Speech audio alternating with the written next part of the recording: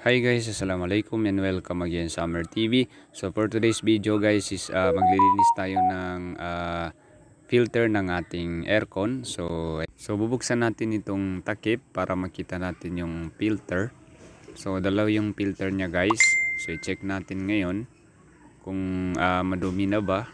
Kung umihina na yung blower niya, so pwede natin ito i-check. Ayan. Okay, so ayan guys, as you can see, so madumi na siya. Marami siyang alikabok. So aalisin natin yan guys. Okay, so ayan. Sobrang dumi guys, oh. Ayan. So ngayon lilinisan natin guys yung filter niya. So mas mainam guys kung meron kayong blower. So i-blower nyo lang guys. So ayan.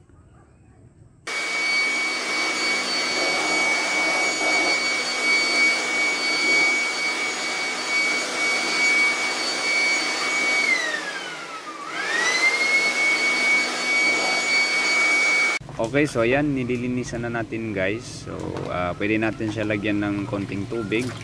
So ayan. Then para matanggal yung alikabok. Ayan. Stop ko ni kayo. So after natin siya linisan, so i-blower lang natin para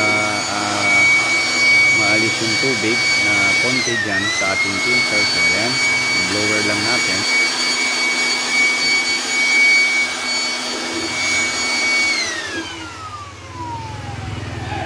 So ibabalik na natin guys, after natin siya i-blower, so ibabalik na natin ngayon. So susubukan natin kung malakas na ba yung blower niya. Okay, so ayan, ibabalik lang natin ito guys. Be careful lang sa pagbalik guys. So dapat sakto yan. Ayan. Then ito naman sa kabila. Okay, so ayan. Ganyan lang maglagay guys ng ating blower. Okay. So sakto lang yan. Ayan.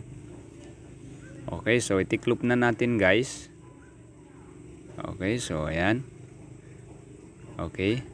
So ito try na natin ngayon i-start. Okay, so ayan.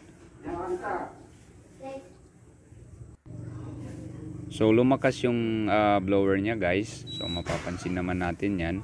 Pag natanggal yung mga alikabok, so lalakas talaga yan siya. Okay, so ayan. Ibaba lang natin yung temperature. Okay. So ayan.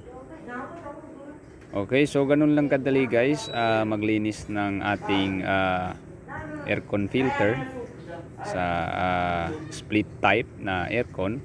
So I hope nakatulong ito sa inyo. Thanks for watching. And don't forget to subscribe to Summer TV for the latest videos na aking upload. Sukran and wassalam.